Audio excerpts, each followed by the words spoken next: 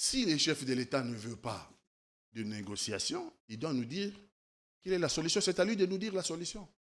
Je constate tout simplement que aujourd'hui, dans cette guerre telle qu'elle continue d'avancer, le Congo est en position de faiblesse.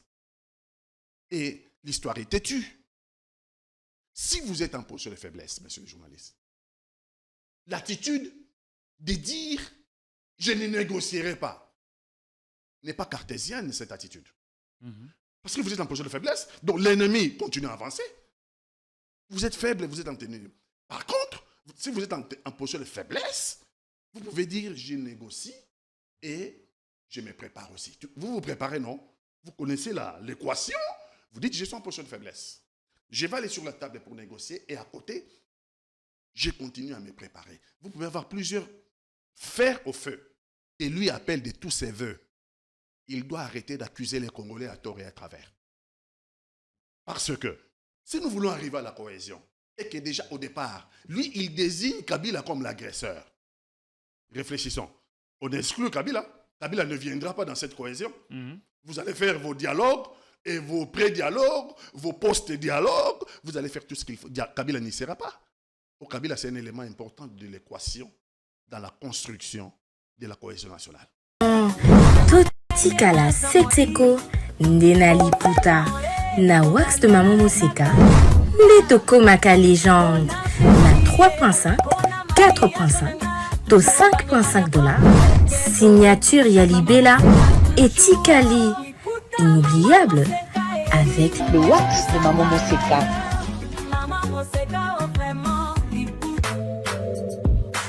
Pour un mariage chic, élégant et de haut standing, voici la salle Continental House Funa.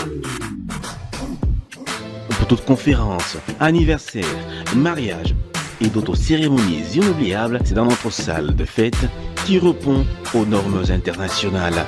La magnifique salle Continental House Funa dispose d'une capacité de 500 invités et met à votre disposition la sonorisation, la décoration, bref, tout ce qu'il vous faut pour une nouvelle expérience dans la célébration de vos événements historiques. L'hôtel Continental House Funa dispose en outre d'un service et du matériel de qualité et de haut de gamme. Nous sommes sous Limité, première rue, avenue des Champs-Pontiers, numéro 1444, référence hôpital Achichi. Contactez-nous au plus 243 98 21 05 741 et réalisez vos rêves avec Salle Continental House Funa.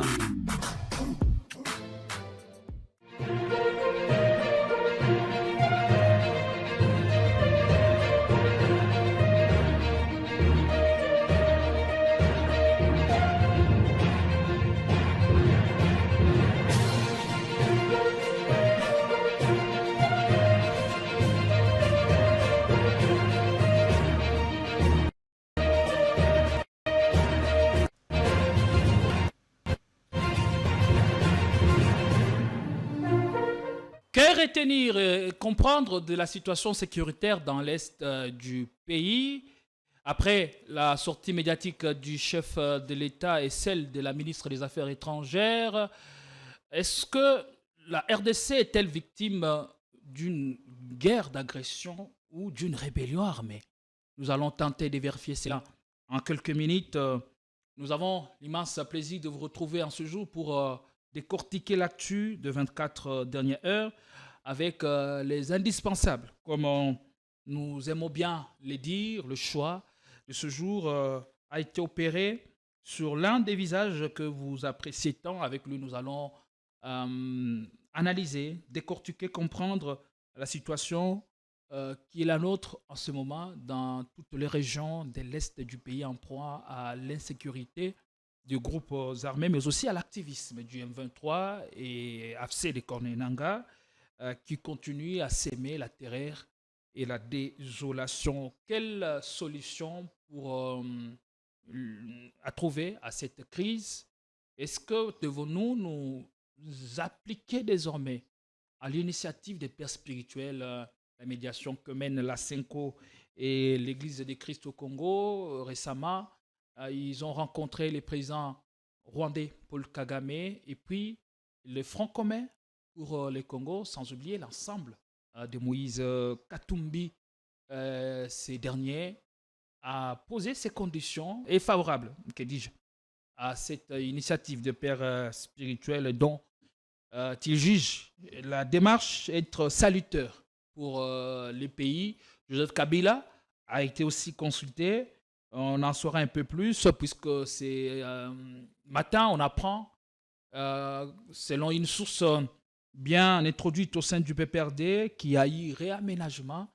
Le secrétariat permanent a été reconduit, tandis que l'ancien président de l'Assemblée nationale, Aubin Minakou, est porté comme la deuxième personnalité du parti après Joseph Kabila. Qu'est-ce qui rassure? Est-ce que devons-nous croire à une sortie de crise pacifique ou militaire? Avec Pati Katanga, qui est sur ces plateaux, on en parle. Comment allez-vous? Ça va très bien, monsieur le journaliste, et je salue les Congolais qui vont nous suivre, notamment ceux qui sont à Goma, à Bukavu, à Uvira, et vivent une situation très difficile. Ils doivent comprendre que les Congolais, nous sommes de tout cœur avec eux. La situation sur le terrain, est-ce que ça rassure ou il y a lieu de réfléchir à la solution immédiate pour sauver des vies humaines? D'abord, ça rassure qui? Est-ce qu'il faut rassurer la RDC ou bien il faut rassurer le pouvoir? Ça dépend, ça rassure qui? La situation sur le terrain. La situation n'est pas rassurante pour les habitants de Goma, les habitants de Bukavu, les habitants de Uvira. Mais il ne faut pas oublier Bunagana, il ne faut pas oublier Sake, il ne faut pas oublier Rubaya, il ne faut pas oublier Massissi Centre, il ne faut pas oublier Walikale. On peut comme ça fait 3 ans que nos compatriotes vivent le calvaire. Il y a eu les massacres de Kishiché. Personne n'en parle plus aujourd'hui. C'est fini. C'est passé par perte et profit. Depuis 30 ans, depuis les génocides rwandais, les statistiques nous parlent de plus, les statistiques les plus optimistes nous parlent de plus de 15 millions de morts. Décimés à l'est de notre pays, les statistiques les plus pessimistes nous parlent de plus de 10 millions de morts. Nos compatriotes décimés à l'est de notre pays. Pendant ce temps, nous, on a fait quoi? Les régimes successifs au Congo, on fait quoi face à ces dangers? C'est nous qui sommes responsables de ce qui nous arrive. Aujourd'hui, on parle bien du rapport de force sur terrain. Négocier, oui, c'est une démarche qui semble être louable à première vue, mais on ne peut pas négocier à genoux, disent certains observateurs. Mais depuis que Bunagana est passé sous contrôle du M23, qu'avons-nous fait pour avoir ce rapport de force avec nous, pour ne pas laisser certaines choses nous échapper lors des négociations? On était dans la jouissance, on était dans les voyages. 666. J'en ai compté exactement. Les voyages, c'était pour le bien de l'État. La diplomatie, bien sûr, qui était... D'accord. Il fallait parler. La question, depuis Bunagana, on faisait quoi? Je vous dis qu'on était dans les voyages. Maintenant, chacun d'analyser ce voyage, on apportait quoi au Congo? On était dans la jouissance. Eh bien, nous en payons les prix. Nous en payons malheureusement les prix. Je ne suis pas ici pour faire plaisir aux fanatiques. Je ne suis pas ici pour faire plaisir à l'imbécilisation collective. C'est mon pays qui est en danger. Et je constate que si nous en arrivons aujourd'hui, la question est bien posée. Qu'avons-nous fait depuis Bunagana? Nous étions dans la jouissance. Nous étions dans les voyages dans le monde entier. Eh bien, nous en payons les prix. Quand vous dirigez un pays de cette zone-là, la zone à haute intensité conflictuelle, notre zone, non seulement l'Afrique centrale, elle touche l'Afrique de Grand Lac, elle touche à l'Afrique australe, elle touche à l'Afrique, Eastern Afrique. Quand vous êtes dirigeant dans ce pays à haute intensité conflictuelle, conflit des nationalités, conflit historique, conflit de géographie, conflit des géopolitiques, conflit des frontières. Quand vous êtes chef d'État dans ce pays-là, la première chose à consolider, quand vous êtes chef de l'État dans ce pays, dans cette zone à haute intensité conflictuelle, la première chose à consolider, c'est la politique de défense et sécurité. Parce que vous ne savez pas les dangers d'où il peut surgir. vous consolidez d'abord la politique de défense et sécurité avant tout le reste. Nous avons délaissé la politique de défense et sécurité. Nous nous sommes plongés dans la jouissance, dans les voyages. Nous en payons le prix. Est-ce qu'a-t-on minimisé la menace où on a vu cette guerre et cette menace se dérouler à plus de 2000 km de Kinshasa, comme certains le disaient? Nous ne sommes pas à la hauteur des enjeux. C'est quoi 2000 km de Kinshasa? Kinshasa, ce n'est pas la RDC. Kinshasa, c'est la capitale de la RDC. Mais Bunagana, c'est aussi la RDC. Massissi, c'est aussi la RDC. Walikale, Goma, Ouvira. Nous ne sommes pas à la hauteur des enjeux. Nous n'avons pas été à la hauteur, nous, les dirigeants qui ont dirigé ce pays. Parce que depuis 30 ans, dans ces conflits-là, dans cette zone-là depuis 30 ans, il y a un président rwandais qui est mort. Il s'appelle Habyarimana. Juvenal Habyarimana. Dans son avion, il y avait un président burundais dans cet avion-là qu'on a pulvérisé. Il s'appelait Cyprien, le nom comme échappe, je pense que c'est Cyprien Taramira, comme ça. Dans cette zone-là, Mobutu est mort. Il a laissé ses conflits. Dans cette zone-là, Laurent Désiré Kabila est assassiné dans son palais. Il a laissé ses conflits. Dans cette zone-là, Joseph Kabila n'a pas pu. Il a quitté le pouvoir en laissant les conflits. Dans cette zone-là, aujourd'hui, on cherche à virer Félix Antoine Tshisekedi. Donc, vous comprenez que c'est une zone à haute intensité. Est-ce que pour nous s'accorder aujourd'hui à dire que cette agression a atteint aujourd'hui son point culminant? Cette décision, cette agression, c'est là qu'on veut l'appeler agression, révolution. Les points culminants, ils se situent où? Où se situent les points culminants? Il faut déterminer là où se situent les points culminants. Parce que, en l'espace de 28 ans, nous avons atteint 2 fois les points culminants. En 1997, en 1997, comme disent les Belges. On a atteint les points culminants à telle enseigne que il y a eu un coup d'État par le même mouvement de l'AFDL venu de l'Est. Et on a viré Mobutu et son régime. Est-ce que le territoire tombait aussi facilement? Est-ce qu'il y a lieu de dire que c'est dans les mêmes circonstances que cette guerre nous a imposé? D'abord, pour nous, l'histoire se répète. Que la guerre nous soit imposée ou que la guerre soit la résultance de conflits à haute intensité dans cette région, pour nous ne sommes pas à la hauteur des enjeux. Pour nous, maintenant, là, l'histoire se répète. C'est 1997, 1997 qui se répète. J'ai dit ici plusieurs fois, faisons attention.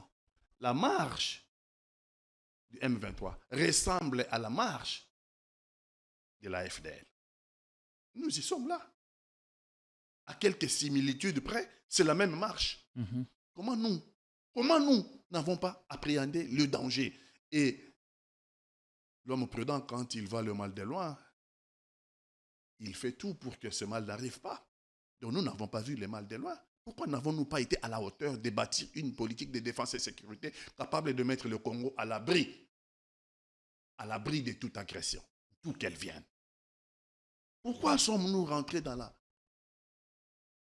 jouissance, de voyages sans fin? Pour comprendre tout ceci, quelles sont les principales raisons qui ont fait sauter l'ancien chef de l'État, Laurent Désiré Kabila, poussé à l'exil par l'AFDEL de Laurent Désiré Kabila? Est-ce qu'aujourd'hui, ce sont les mêmes circonstances ou c'est un cas atypique? L'histoire se répète. Les raisons pour lesquelles l'AFDEL a fait la marche jusqu'à Kinshasa sont aujourd'hui les mêmes raisons que Kagame brandit pour le M23. Ce sont les mêmes raisons. L'histoire se répète et nous n'en tirons pas les conclusions logiques. Le problème, c'est nous. Le Kagame ou peut-être la communauté internationale qui est derrière, et je pense que c'est vrai, mais les nations sont en quête de puissance. Les nations sont en quête de domination. Si on n'a pas compris, je ne suis pas là pour faire plaisir aux fanatiques. Depuis que le monde, depuis que l'homme est là, Il a dominé la nature pour survivre. Nous avons créé la pénicilline, les antibiotiques pour détruire les microbes. Et voulez-vous insinuer, devons-nous avoir une armée ou construire un pays à même d'attaquer et de faire face à n'importe quel pays ou une armée qui puisse se défendre correctement et comme il le faut? Si vous voulez la paix, si vous voulez la paix, vous préparez la guerre. Est-ce que c'est l'ambition de tous les pays? C'est l'ambition de tous les pays du monde. Qui veut la paix, prépare la guerre. Et donc, si vous êtes en plus dans cette zone à haute intensité conflictuelle, comme je l'ai décrit ici, vous avez beaucoup de raisons de vouloir la paix tout en préparant la guerre. Donc la paix, c'est la résultante de la guerre et non le contraire. La paix, c'est la résultance de la guerre. C'est la dissuasion, ça s'appelle. Lorsque vous êtes puissant, lorsque vous avez bâti une politique de défense et sécurité, un service de sécurité à la hauteur, une police à la hauteur, une armée à la hauteur des enjeux, l'adversaire y réfléchit 2 fois avant de vous attaquer. Ça s'appelle la dissuasion. L'adversaire réfléchit 2 fois avant de vous attaquer. Parce que vous êtes non seulement capable de vous défendre, mais vous êtes capable aussi de ramener l'insécurité d'où elle vient, de ramener l'agression d'où elle vient. Et donc, tout adversaire réfléchit à 2 fois. Voilà pourquoi il fallait bâtir une politique de défense et sécurité, j'ai dit moi, capable de mettre Congo à l'abri, pas pour attaquer les autres. Vous ne pouvez pas avoir les velléités d'attaquer les autres. Nous avons 2 450 000 km² 410. Donc, je pense que... Et tout ce que le monde recherche comme minerai, et tout ce que les les matières premières. Pas les terres arables. Et la population, plus de 100 millions d'habitants. Donc, quand vous avez une telle richesse, vous bâtissez une politique de défense et sécurité de façon à mettre cette richesse à l'abri. C'est aussi comme dans la vie. Si dans votre quartier, on sait que vous avez des bijoux à la maison et que vous n'avez même pas un chien de garde, mais les colons vont faire quoi? Ils vont venir la nuit, vous dévaliser. Allez, on va comprendre la situation où vous êtes allié de Moïse. On va parler de lui dans quelques instants. Mais parlons d'abord de vous. Vous êtes Maï-Maï. Vous défendez la terre à corps et à cri. Et il y a eu un mouvement semblable au vôtre, les Wazalendo, qui ont fait leur nom dans le Nord Kivu. Aujourd'hui, où sont passés les Maï-Maï? Pourquoi ne pas les avoir mis à contribution face à cette agression du Rwanda? J'avais effleuré ces dangers déjà quand on a voulu commuer notre mouvement, les Maï-Maï, en patriotes qui défendent la terre. Parce que j'avais pas. C'est pas la même chose. Non. Les Wazalendo sont l'émanation des Maï-Maï. Okay. Mais j'ai dit tout simplement qu'à l'époque, nous n'étions pas contrôlés par le régime. Nous étions des mouvements d'autodéfense locale. Les Maï-Maï sont des mouvements d'autodéfense locale. On n'avait pas un commandement. On n'avait pas un chef et un commandant suprême. Parce que nous avons toujours eu la hantise, nous les Maï-Maï. C'est ça la différence avec le Wazalendo d'aujourd'hui. Oui, là, ils sont maintenant contrôlés. Étatisés. Ok. Étatisés, donc contrôlés. Donc un chef qui donne les ordres et vous exécutez. Et si le chef est acheté? Si le chef est acheté? Si le chef est dans la traîtrise? Est-ce que ce n'est pas une bonne chose? Peut-être on essaie de les utiliser comme la réserve de l'armée. Oui. C'est une bonne idée au départ de les utiliser comme la réserve de l'armée. Mais nous, quand on opérait, déjà contre la même agression, nous étions des mouvements d'autodéfense locale. Et on avait des organisations qui étaient autonomes. Chaque mouvement avait son organisation personnelle. Et donc, on ne dépendait pas d'un chef. On ne dépendait pas d'un ordre quelque part. Mais aujourd'hui, les Wazalendo, qui sont les patriotes, qui ont combattu à Goma, ils ont payé le lourd tribut, qui ont combattu depuis Bunagana. Heureusement qu'ils étaient là. C'est pour ça que ça a duré 2 ans jusqu'à arriver à Goma. S'ils n'étaient pas là, je pense qu'en face, il n'y avait rien. Ils allaient arriver à Goma dans 3 mois. Et donc, les Wazalendo ont fait un travail, mais les Wazalendo aussi, il faut reconnaître, ont été trahis par ce phénomène d'être intégrés et devenir un instrument au service de l'État, plutôt que d'être une un mouvement de résistance locale. Donc, ils ne pouvaient pas s'autodéterminer. Ben oui, mais parce que là, si on les a intégrés dans la réserve de la République, la réserve militaire, ben vous dépendez d'une hiérarchie. Et ils nous ont dit, quand vous entendez dire les replis stratégiques, ils n'ont jamais été pour cette doctrine des replis stratégiques. Les Ouazalendo ont repris, ont repris Massissi aux agresseurs rwandais. Les Ouazalendo ont repris Massissi pendant 3 jours. Et ils attendaient les ravitaillements. Et pendant 3 jours, ils ont repris Massissi dans son entièreté. Pendant 3 jours, ils ont contrôlé Massissi. Les ravitaillements n'est pas arrivé. Les ravitaillements n'est pas arrivé. Ils étaient obligés de faire un repli. Mais de repli stratégique en repli stratégique. Les replis stratégiques, c'est quoi? C'est conseillé en jargon militaire. Si vous êtes face à un adversaire qui est plus puissant que vous, ben, il vaudrait mieux faire un repli et lui laisser le terrain, le temps de vous préparer pour contre-attaquer. Mais on appelle repli stratégique. Mais quelle est la stratégie que vous mettez en place dans votre repli? C'est une fuite en avant. Au lieu de dire c'est une fuite en avant, nous on a appelé ça repli stratégique. Parce qu'il n'y a jamais eu de stratégie. Il n'y a jamais eu de repli. Puisque après repli stratégique, l'ennemi continue d'avancer. Ils nous disent, même ceux du FARDC, même les Ouazalendo, à chaque fois qu'il y a repli stratégique, ils attendent les ravitaillements en armes et munitions de calibre supérieur à l'ennemi. Parce qu'ils ont replié, ils ont vu l'arme de l'ennemi. Et donc... Et le nombre? Il faut un rapport. Et donc, ils attendent. Donc, des replis stratégiques en repli stratégique. Là où ils sont, ils vont attendre et rien ne va arriver. Finalement, ceux qui ont conquis la zone d'avant vont revenir les trouver là. Ils vont encore fuir, soi-disant en repli stratégique. Mais en réalité, c'est une fuite en avant. Et le problème, ce n'est pas notre armée. Les militaires, on en a de très bons. Les problèmes, ce n'est pas notre police. Les policiers, on en a de bons. Les problèmes, ce n'est pas nos services de sécurité. On en a de très bons agents de sécurité. Le problème est politique. Le problème, c'est au niveau du commandement. Le problème, c'est au niveau du commandant suprême des forces armées. La gouvernance. Le problème, c'est au niveau de la gouvernance. Le problème, c'est le président de la République démocratique du Congo. C'est lui le problème. Ah oui, c'est lui le problème. Est-ce que, lorsque vous parlez de Ouazalendo, oui, on leur a permis d'opérer, mais en même temps, ce mouvement d'autodéfense de patriotes congolais ne constituait pas une épine sous le pied du régime. Quand nous étions la résistance Maïmaï, nous n'étions pas une épine sur les pieds du régime parce que le régime ne nous contrôlait pas. Nous étions des mouvements d'autodéfense locale et on pouvait se défendre soi-même et on récupérait les armes auprès des agresseurs. Vous êtes reconnu et identifié. Est-ce que c'était le cas pour les Ouazalendo? Aujourd'hui, ils sont reconnus et identifiés parce qu'on leur a donné un statut. On leur a donné un statut et ils combattent à côté des FARDC. Mais il y a un problème sur le plan militaire. L'armée, par essence, on ne lui crée pas une rivalité. L'armée, on ne lui crée pas une rivalité. En donnant un statut officiel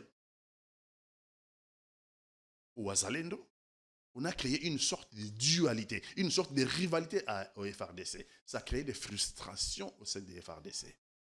Des deux, vous ne pouvez pas leur donner un statut.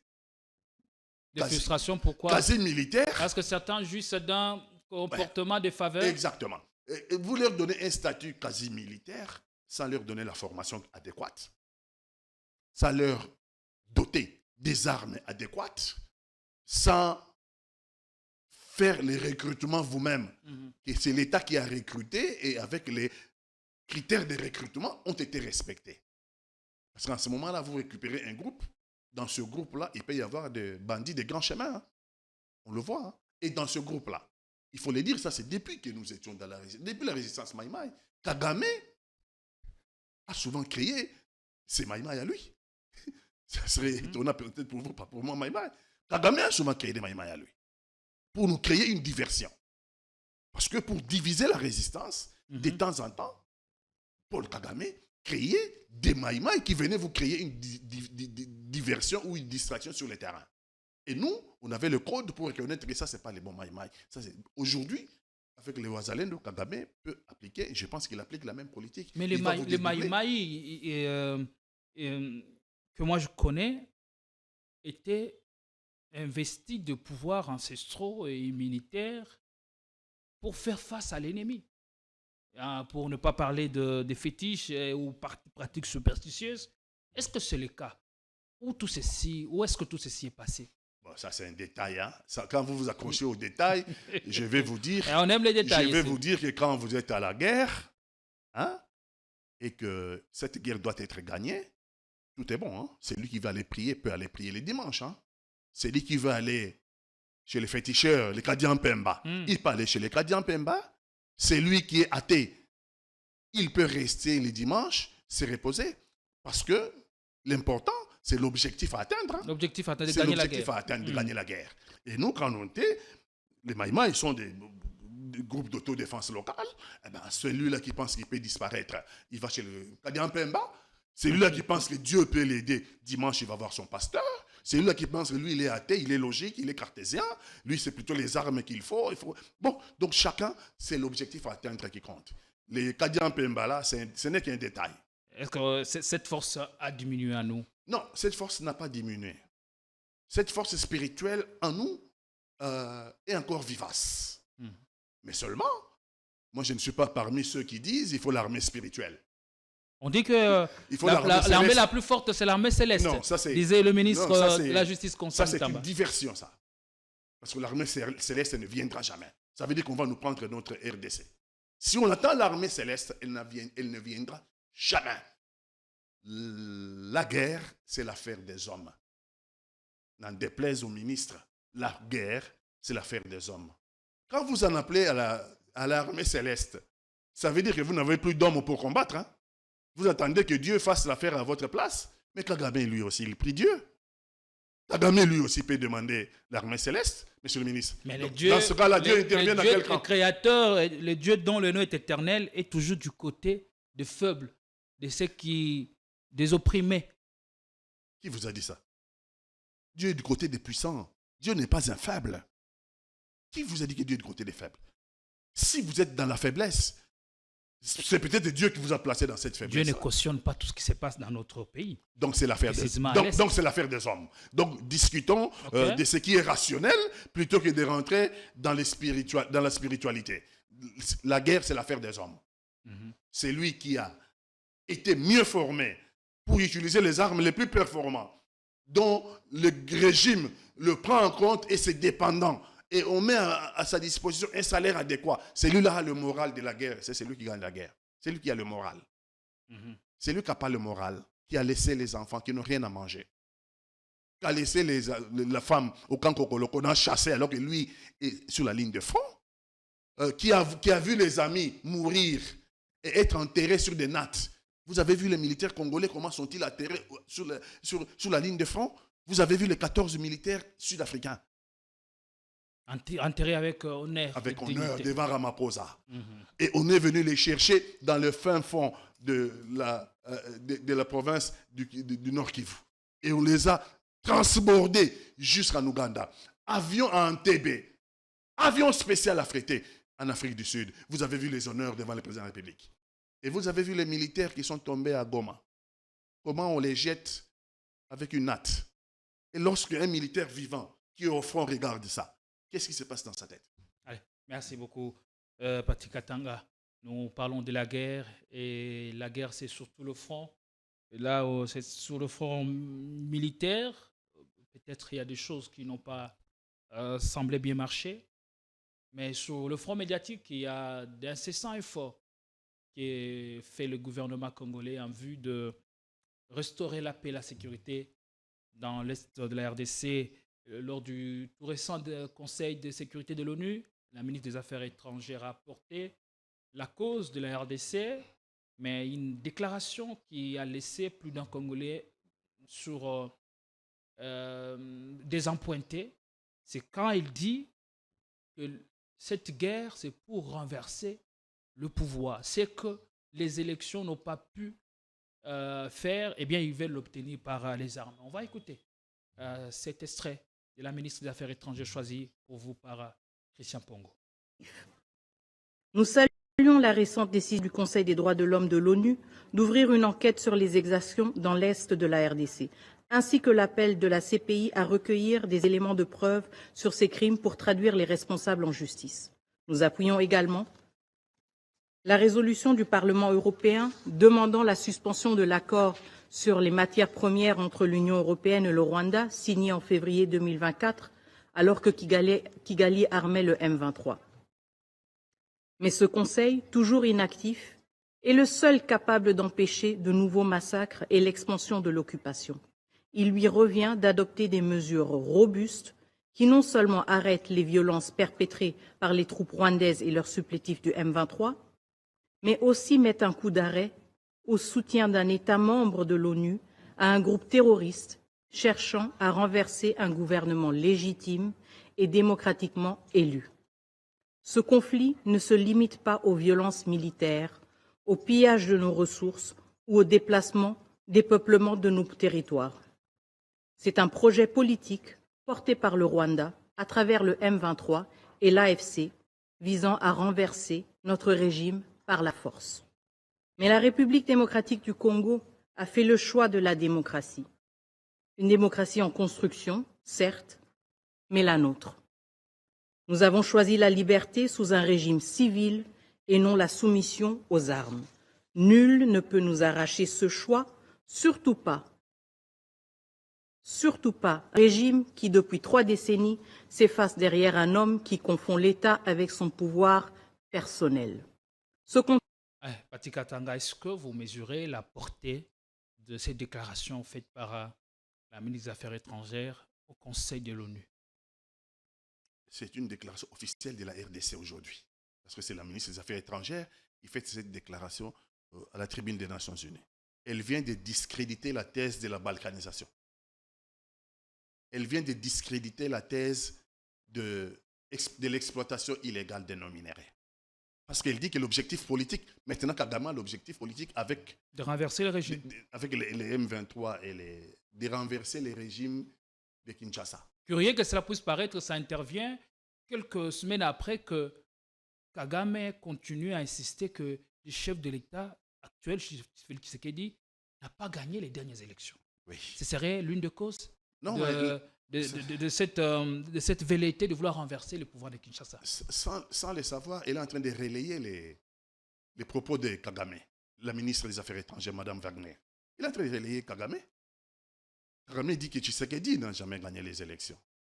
Et elle dit l'objectif politique, c'est de renverser un régime légalement établi. Ce n'est plus la balkanisation, moins encore le pillage des ressources naturelles. La thèse de la balkanisation est discréditée, notamment discréditer la thèse de l'exploitation illégale des non-minéraux. En quoi on veut nous embarquer, justement? Mais par contre, elle dit une chose, elle dit, nous avons choisi la démocratie. Ah, madame, si on a fait le choix de la démocratie a ses agrégats, notamment la bonne gouvernance, notamment les élections démocratiques, crédibles et apaisées. Et je peux continuer comme ça. La démocratie, ce n'est pas des élections avec des machines à voter distribuées à chaque coin des rues aux membres de l'Union sacrée. Est-ce qu'au moment où la patrie est menacée, pouvons-nous revenir sur tous ces impératifs de la démocratie? C'est elle qui met les débats sur la table. Parce que nous, on peut dire, oui, madame, nous sommes d'accord avec vous que nous avons fait le choix de la démocratie. Mais tel que mené par ce régime, nous ne retrouvons pas dans ce régime, dans notre choix d'avoir fait le choix de la démocratie. C'est elle qui met le débat sur la table. Donc, je vais dire que le gouvernement, je pense que chacun communique de sa façon. Il n'y a pas symbiose entre les membres du gouvernement. Mm-hmm.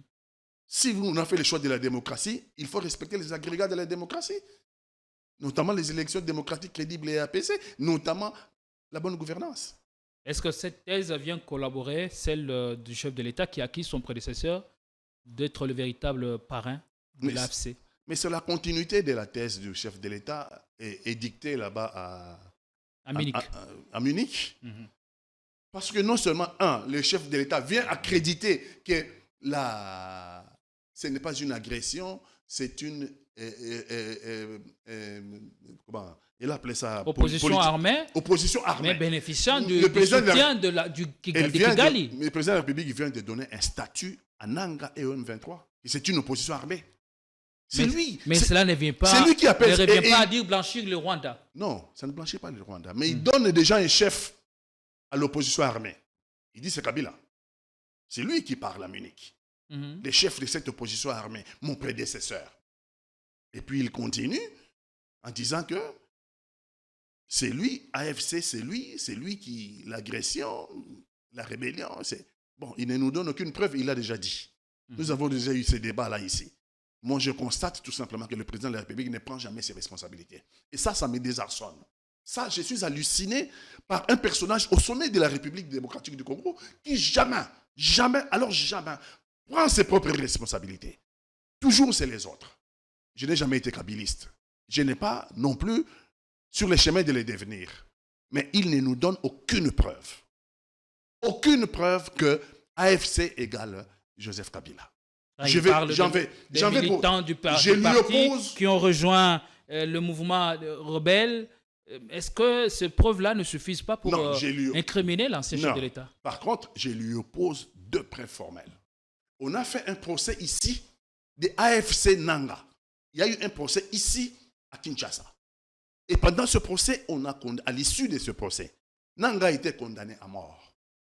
À aucun moment, dans ce procès, on a cité les noms de Joseph Kabila.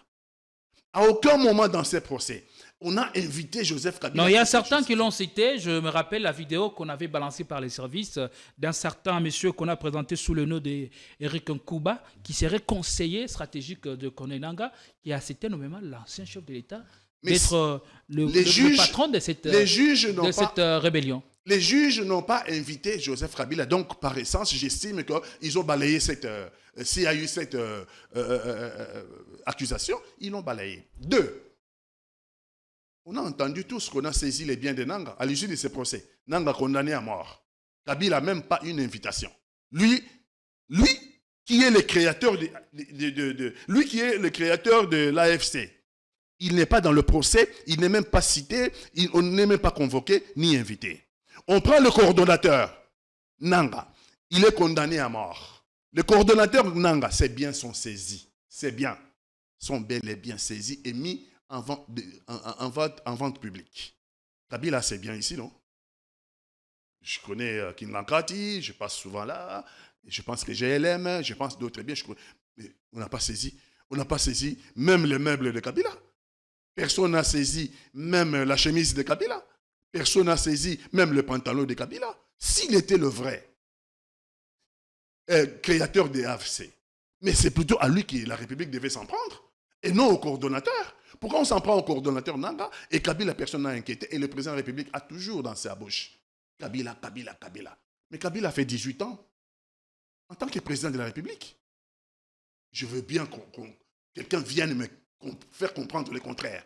Il a organisé les élections, il a fait la passation civilisée du pouvoir. Alors qu'il avait l'impérium.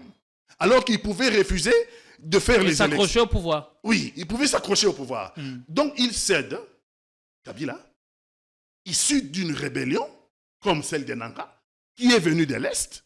Et nous les rebelles, nous les révolutionnaires, nous savons ce que c'est que prendre le pouvoir et le conserver.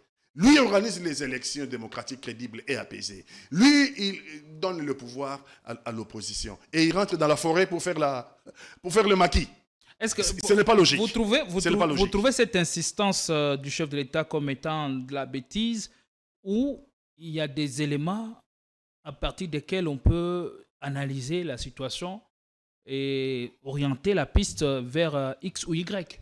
Kabila, ancien chef de l'État, il part et après organisation d'élections, il refuse d'y participer avec tout son parti ou bien sa plateforme politique, le Front commun pour le Congo. Mais dans les déclarations des uns des autres, il disait haut et fort à qui veut l'entendre pouvoir revenir un jour au pouvoir. Mais par quels moyens? C'est la question que nous nous posions et à laquelle on n'a pas encore trouvé de réponse jusqu'à ce jour. Est-ce que ne voyez-vous pas des liens forts avec avec ce que le chef de l'État a dit. Il faut que le président de la République nous apporte des preuves. Ce n'est pas le fait que Kabila n'ait pas été aux élections de 2023 que Kabila, c'est le créateur des AFC. Mais il disait revenir au pouvoir par quel moyen? C'est trop fait. Mais attendez. Nous avons été, nous, aux élections. Moi, Maïmaï, allié de Moïse Katumbi. J'ai soutenu le président Moïse Katumbi à la dernière élection présidentielle. Faut-il vous dire ici, je l'ai déjà dit. Nous les regrettons aujourd'hui. Nous les regrettons. Les élections, il n'y en a pas eu. Kabila avait bien tort de ne pas y participer pour avoir raison après. Kabila avait bien raison de ne pas participer à cette mascarade électorale. Si nous le savions, nous, on aurait pris peut-être le même chemin, c'est-à-dire celui de boycotter les élections de 2023. Parce que le Congo a innové au cours de cette élection. Ce n'est pas le débat d'aujourd'hui, notre pays. Mais pour vous poser la question, le Congo a innové. Machine à voter, autovote. On n'a jamais vu ça ailleurs. Nulle part dans le monde, on a vu un pouvoir distribuer des machines à voter. Non, les candidats sur lesquels on a trouvé des machines ont été invalidés par la CENI. Ah, mais on n'a pas invalidé celui qui en a bénéficié. Le bénéficiaire principal n'a pas été invalidé. Pour lui, on a voté pour lui, mais lui, il n'est pas concerné. Allez raconter ça aux idiots. C'est pour ça que le Congo n'aime plus ce genre de choses. Parce que pendant 7 jours, on a, contrairement à la loi électorale, on a prolongé le vote matin, midi, soir à la maison pendant 7 jours avec les machines à voter. Donc, ne parlez pas de l'élection 2023. Kabila a eu raison de les boycotter. Si nous le savions, nous, on n'allait pas non plus nous participer. Nous avons eu tort de participer à cette élection. Parce que ce fut une mascarade. Ce fut pas une élection, mais une parodie d'élection. Donc, alors en 2020, en 1996, 1996, UDPS a boycotté les élections. Kabila, qui avait gagné les élections, avait toujours les problèmes de poche d'insécurité. Rappelez-vous, Kundaba Touaré, rappelez-vous, Bosco Taganda, Kabila avait toujours des poches d'insécurité. Alors UDPS, en 1996, n'a pas participé aux élections. Est-ce Kabila a accusé? En ce moment-là, n'ayons pas la mémoire courte. Je veux bien qu'on soit fanatique, qu'on soit dans l'imbécilisation collective. Mais merci. Au Congo, il y en a encore qui réfléchissent. Moi, je suis fanatique, mais fanatique à Vita Club. OK? Lorsque le coach de Vita Club perd de match, moi, je me mets debout, je dis, il faut que le coach doit partir. Mais je constate que l'UDPS ne demande pas le départ du coach. Est-ce qu'en 2006, c'est ça, les élections, hein? Pardon, 2006, hein? 2006. L'UDPS a fait le choix de ne pas participer aux élections. Kabila a participé, Kabila a gagné les élections. Kabila, en gagnant les élections, a eu à être confronté aux multiples poches d'insécurité en République démocratique du Congo. Rappelez-vous, j'ai dit ici Bosco Taganda, j'ai dit ici à Bouchake, là-bas, il y avait Kundaba Touaré, il y avait Moutebouzi. Est-ce qu'en ce moment-là, n'ayons pas la mémoire courte, est-ce qu'Kabila a accusé l'UDPS pour n'avoir pas participé aux élections? C'est l'UDPS qui fomente ces conflits. Non, Kabila, en tant que président de la République, a assumé ses responsabilités et a mis fin à ces poches d'insécurité et les Congolais ont vécu. La gouvernance de la question sécuritaire en cette période est-elle la même avant la chute ou la prise de certaines villes? Parce qu'en cette période, en ces temps-ci, nous devrions avoir une autre attitude, une attitude beaucoup plus responsable pour barrer la route L'attitude à ces coups fourrés contre la République. L'attitude responsable, c'est quoi? C'est de ne pas savoir assumer nos propres responsabilités. Si c'est ça l'attitude responsable, c'est de ne pas savoir assumer ses responsabilités. Messieurs les journalistes, les mêmes causes produiront les mêmes effets. Les mêmes causes produiront les mêmes effets. Si nous sommes incapables nous-mêmes de nous assumer, quelles sont nos erreurs, quelles sont nos bêtises, là où on a fauté, c'est où, quelles sont nos fautes, les mêmes causes produiront les mêmes effets. Donc je refuse à ceux qui disent, comme ça là, nous devons tous être derrière les chefs de l'État. Alors que je suis conscient, et je l'ai dénoncé ici, les erreurs gravissimes ont été commises par les chefs de l'État. Donc l'opposition n'est pas derrière les chefs de l'État? Non! En partie, que déduire? Non, l'opposition est derrière la patrie. Vous êtes content de ce qui se passe? Vous parlez de la patrie ici. Je veux qu'on ne confonde pas ici la patrie et les chefs de l'État. Vous avez écrit « Défendons la patrie ». je me retrouve dans ces slogans. Défendre ma patrie, défendre la RDC. Ce n'est pas défendre le pouvoir de Félix Antoine Tshilombo. Non. Le pouvoir de Félix Antoine Tshilombo, c'est quoi? Vite fait. C'est quoi le président de la République? Ça, j'ai dit ça pour les fanatiques et l'imbécilisation collective. Le président de la République, c'est qui? Je vais imaginer comme ça, vite fait. Le président de la République, c'est un mandataire. Le mandataire du peuple. Ça veut dire nous, le peuple. Nous lui avons confié un mandat pour gérer la République démocratique du Congo en notre nom. Il doit retourner vers le mandant. C'est nous les mandants, le peuple. Il doit retourner vers nous chaque fois qu'il y a un problème pour nous dire quels ont été ses choix. Pourquoi Goma est tombé? Pourquoi depuis Bunagana, on a laissé M23 marcher sur le Congo pendant 2 ans jusqu'à... Il n'y a jamais eu de riposte. Il n'y a jamais eu de riposte. Pourquoi est-il allé appeler le coach, que lui a publiquement dit que c'était des coachs? Or, c'était des Roumains et des services, services spéciaux roumains. Les premiers à prendre la fuite. Hein? Les premiers à prendre la à l'avancée du M23. Le président de la République, le mandataire du peuple, a un devoir de redevabilité.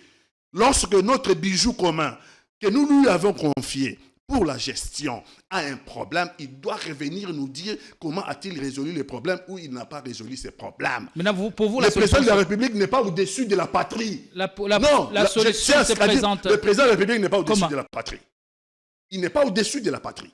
Il n'est pas au-dessus de la RDC. C'est un travailleur, un mandataire du peuple congolais qui gère la République en notre nom. Et il doit revenir vers nous les mandants pour nous donner les rapports. Comment Bunagana est tombé, comment Sake est tombé, comment Massissi est tombé. Il doit les devoirs de redevabilité. Mais le chef de l'État représente la nation. Et c'est en disant qu'il faut être derrière lui pour être fort. Parce que dispersé, on ne saura pas faire face à l'ennemi. Parlons peu. Alors, pour vous, quelle est la solution à trouver à cette solution? Je suis cartésien. Je pense que j'ai déjà dit, ceux qui veulent comprendre, comprendront. Il est mandataire, il doit venir nous rendre compte. Goma est tombé, non? Avec sa cohorte des massacres, non? Qu'est-ce qu'il nous dit? Comment c'est tombé? Pourquoi on a payé ces coachs-là, les forces spéciales roumaines, en fin de compte, ils sont passés au Rwanda avec armes et munitions? Pourquoi on a laissé nos troupes qui étaient déployées à Goma sans un plan de contingence de retrait sur le sud? Et il y a eu un carnage. Pourquoi depuis Bunagana, on ne les a pas cantonnés? On n'a pas cantonné M23 à Bunagana de façon à ce qu'ils ne progressent pas. Pourquoi il y a des questions? Avant d'avoir le soutien du mandant qui est le peuple, il a d'abord le devoir de redevabilité. Il doit venir nous dire le pourquoi. J'ai posé un certain nombre de questions de pourquoi, et le peuple attend. Ce n'est pas comme ça. Goma est tombé, Bukavu est tombé comme un couteau chaud dans un beurre, et puis comme ça, avec des slogans, béton, soutenons, béton, béton, soutenons, béton. Non, je m'en dissocie. Je m'en dissocie, messieurs les journalistes. Le président de la République a un devoir de redevabilité au peuple congolais. On ne vous appelle pas à chanter à la gloire du chef de l'État, mais ça y ressemble. Hein. Ça y défendons. Soyons derrière, ça y ressemble. À nous ranger derrière le premier d'entre nous. Non. Et la solution pour vous, comment trouver la solution à cette crise? Comment trouver la solution à cette crise? Je n'ai pas de solution. Je n'ai pas. Parce que beaucoup appellent à la démission du chef de l'État. Il y a même un mouvement qui s'est créé, le RDF, je vais retrouver le FCDT, le Front commun pour la démission de Tshisekedi. Il y a d'autres qui s'en remettent à la médiation ou au plan de sortie des crises proposé par les pères spirituels, la CENCO et AC, qui ont entrepris des démarches en vue de recréer le pacte social et le bien vivre ensemble. Vous partagez cette initiative où la première assertion vous semble être la plus possible? À la démission du chef de l'État, je pense qu'il a répondu. Tous les Kabouya, je pense que tout le monde a répondu là-bas, que c'est non. Kabouya a répondu de ce fait que le chef de l'État ne partira pas. Okay. Il restera au pouvoir et rien ne le fera ébranler. Il a déjà répondu. Je n'ai rien à dire. il a déjà dit que non, ce n'est pas envisageable sa démission. Mais il répond avec beaucoup de déception, comme quoi beaucoup de postes ont été confiés aux membres de l'UDPS, mais qui n'ont pas aidé les chefs de l'État. Une sorte d'aveu d'échec, selon vous? Nul ne peut se prévaloir de ses propres turpitudes, dit un principe de droit. Nul ne peut se prévaloir de ses propres turpitudes, dit un principe de droit. Il y a des choses qui devaient se taire. Il n'a pas besoin de faire ce lavage de linge en public. Qu'ils aillent arranger ça là-bas. Quand ils ont distribué des postes, ils n'ont pas consulté le public. Maintenant qu'ils constatent que beaucoup d'entre eux n'étaient pas à la hauteur, qu'ils arrangent leurs problèmes là-bas. Ce n'est pas le problème du public. Le problème du public, c'est la paix. Le problème de nous, Congolais, c'est notre pays, la sécurité. Maintenant, ils ont dit non à la démission. Dont acte. Je prends acte. Parce qu'ils disent qu'il a été élu pour un mandat. Hein? Dont acte. Maintenant, le dialogue dont vous faites allusion. Oui.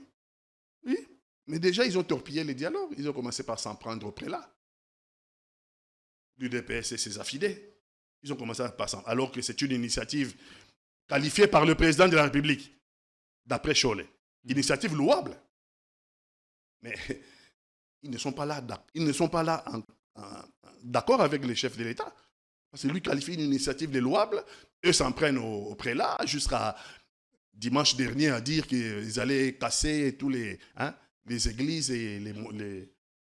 Chez les protestants, on appelle quoi? Église toujours, hein? Mm-hmm. Bon. Maintenant, cette initiative a l'avantage d'exister. S'il n'y avait pas cette initiative, il n'y aurait rien. Cette initiative, la réunion de Daher Salam, c'est la réunion de Daher Salam qui a donné un tonus à cette initiative. Parce qu'on dit qu'il faut fusionner les processus de Luanda et les processus de Nairobi et associer les forces étatiques et non étatiques. C'est en cette perspective que la délégation congolaise est partie rendre visite au président du Kenya, William Ruto, ou c'était une autre démarche en vue de la paix? William Ruto, je pense qu'il doit avoir... Parce que le facilitateur ici, c'est le prédécesseur de William Ruto. Exactement. Uhuru Kenyatta. Il doit avoir aussi les éléments importants de l'équation, tels qu'ils ont vu Kagame, éléments importants de l'équation. Je pense qu'il faut voir Museveni aussi, et d'autres présidents de la région, même Sassou Nguesso. Donc, l'initiative a l'avantage d'exister. Peut-être qu'elle va apporter la paix. Mais elle a l'avantage d'exister. Moi, je veux que les prélats et les protestants avancent sur l'initiative. Mais ce n'est pas la première initiative. Les Congolais demandent la paix. En ce sens, Pati Katanga, nous avons vu plusieurs initiatives exister, plusieurs appels au dialogue, parce qu'il est vrai, on ne peut pas gagner la guerre sans la cohésion à l'interne. Peut-être c'est de ça que s'inspire le père spirituel. Est-ce que cette fois-ci, cette démarche de père spirituel peut aboutir à quelque chose et mettre définitivement un terme à la situation délétère dans l'est du pays? Je pense qu'on n'a pas le droit de laisser massacrer nos compatriotes. Et toute initiative qui pourrait mettre fin aux assassinats crapuleux de notre peuple, aux assassinats crapuleux de nos compatriotes, ne peut qu'être une bonne initiative. Donnons la chance à cette initiative. Je pense que si tout le monde s'y implique, ça n'engage que moi ce que j'ai dit, si tout le monde s'y implique réellement, la solution n'est pas impossible. Déjà, Katumbi est prêt. La solution n'est pas impossible. Mais le problème... il a posé quelques conditions. Les conditions sont normales. Même Nanga et l'AFC, Cholet dit qu'ils ont posé qu'ils vont donner leur cahier des charges, nous aussi cahier des charges. Ça, c'est normal. Est-ce que Nanga devrait être aussi concerné par ces dialogues ou par cette démarche de père spirituel? Ça ne serait pas logique si vous n'associez pas ce que vous appelez les agresseurs au dialogue. Est-ce que si vous ne les associez pas et que vous discutez entre vous, qu'est-ce qui va faire qu'eux arrêtent? Qu'est-ce qui va faire qu'eux, ils ne sont pas intégrés? Ils ne se sentiront pas concernés. Rappelez-vous déjà pour les processus de Luanda.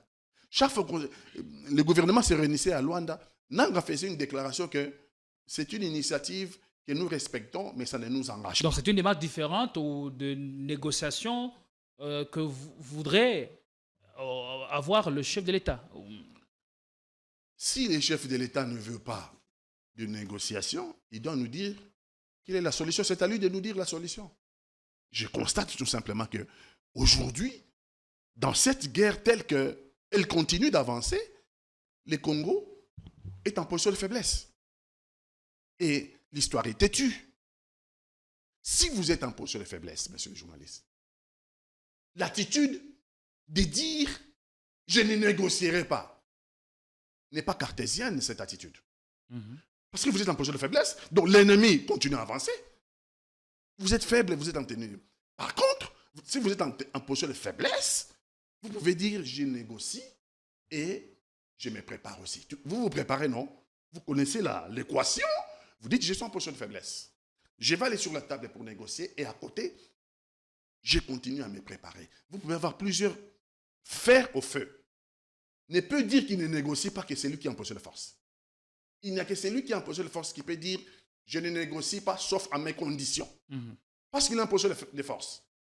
Nous, en position de faiblesse, je ne sais pas si on dit, comme j'entends à l'UDPS et ailleurs, on ne négociera pas. J'entends qu'ils nous donnent la solution. Ils vont faire quoi? Parce que ça n'empêchera pas, pendant qu'eux crient, on ne négociera pas, l'ennemi continuera à avancer. C'est pour ça que j'ai dit, cette initiative des prêtres a un double avantage, c'est-à-dire de mettre tous les Congolais ensemble. Et puis, la région des Grands Lacs, de mettre tous les protagonistes sur la table. Tous les protagonistes. Ceux des étrangers du Grand Lac qui nous ont posé problème depuis maintenant plus de 30 ans, depuis les génocides rwandais. Et ceux de 94. Et ceux de Congolais qui prennent les armes contre leur propre pays. L'initiative a l'avantage de mettre tous les deux, tout le monde sur la table, même si c'est traité différemment, mais au moins tous pour trouver une solution globalisante. Aboutir à une solution globalisante pour la paix en RDC. Nos compatriotes ont assez souffert. Assez. 15 millions de nos compatriotes décimés à l'Est. Depuis 1994. Ça suffit. Ça suffit. Kabila, sur qui on a jeté l'anathème ces derniers temps, bien que la Cinco a dit l'avoir rencontré bien avant la démarche, est-ce que ce ne serait pas lui l'initiateur ou le financier de cette démarche de l'ECC? On a vu dernièrement que le bureau politique du PPRD a été réaménagé. À la tête du parti, on voit désormais Obeminako qui sera la deuxième personnalité du parti après Joseph Kabila, et le secrétariat permanent dans son ensemble a été reconduit. Le professeur Emmanuel Razamachadari, Luquin Kassongo et Cambéré comme secrétaire permanent adjoint. C'est un conseil gratuit que je vais donner au président de la République. Si on veut arriver à la cohésion, que lui appelle de tous ses voeux, il doit arrêter d'accuser les Congolais à tort et à travers. Parce que si nous voulons arriver à la cohésion, et que déjà au départ, lui, il désigne Kabila comme l'agresseur. Réfléchissons. On exclut Kabila. Kabila ne viendra pas dans cette cohésion. Vous allez faire vos dialogues et vos pré-dialogues, vos post-dialogues. Vous allez faire tout ce qu'il faut. Kabila n'y sera pas. Kabila, c'est un élément important de l'équation dans la construction de la cohésion nationale. Je pense que le temps est mal choisi pour les chefs de l'État. Comme ça, là, d'accuser à tort et à travers sans nous apporter aucune preuve. Moi, je veux que les Congolais se parlent. Joseph Kabila a été 18 ans président de la République démocratique du Congo.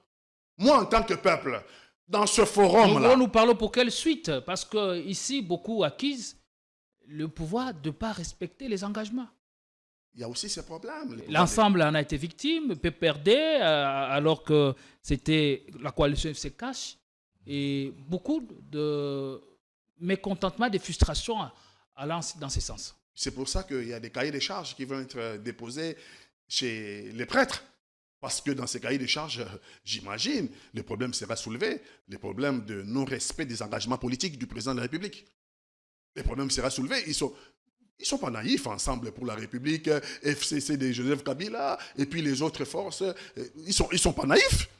Ils savent que depuis 6 ans, ils ont observé le comportement du président de la République. Aucun respect à l'égard des engagements politiques. Et donc, ce problème-là sera soulevé dans le préalable au dialogue. Mais j'en appelle tous, Joseph Kabila, Moïse Katumbi, et tous, Délice Sanga, tous, Nanga, tous, qu'il faut la paix au Congo. Les Congolais ont trop souffert.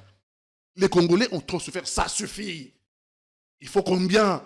15 millions de morts depuis 30 ans. On a décimé en un week-end plus de 5 000 de nos compatriotes à Goma, rien qu'à Goma. On n'a pas compté les morts de Bunagana, on n'a pas compté les morts de Tongo, on n'a pas compté les morts de Kishiché, on n'a pas compté les morts de Tchanzu, on n'a pas compté les morts de Massissi, on n'a pas compté les morts de...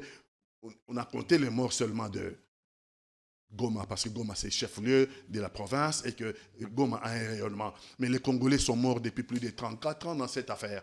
Je pense que à mes amis, à ceux pour qui je partage l'essentiel, je dis que chacun de nous doit mettre de l'eau dans son vin pour finalement arriver à la paix. Notre peuple le mérite. Notre pays doit amorcer la phase du développement. S'il vous plaît, chacun de nous doit mettre de l'eau dans son vin. Merci beaucoup. Ce sera votre mot de la fin. Je ne sais pas, peut-être si vous avez autre chose à ajouter.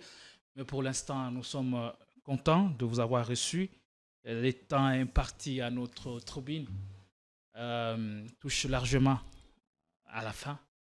Nous pensons vous retrouver avec le même plaisir pour une autre émission, beaucoup plus élaborée, en pensant que nous allons nous relever et que cette situation va passer. Mais j'ai des pincements au cœur quand nous voyons des territoires entiers partir ou passer sous contrôle de l'ennemi et voir les ennemis être accueillis en libérateurs. C'est des images que nous n'aurions pas vécues si on avait pensé à la reconstruction de l'État, si on avait bien pensé au bonheur du peuple en voulant le sécuriser et lui donner le pain et la paix. Mais il n'est pas tard pour changer. Et demain, le Congo rayonnera au cœur de l'Afrique. Merci. Nous vous retrouvons plus tard.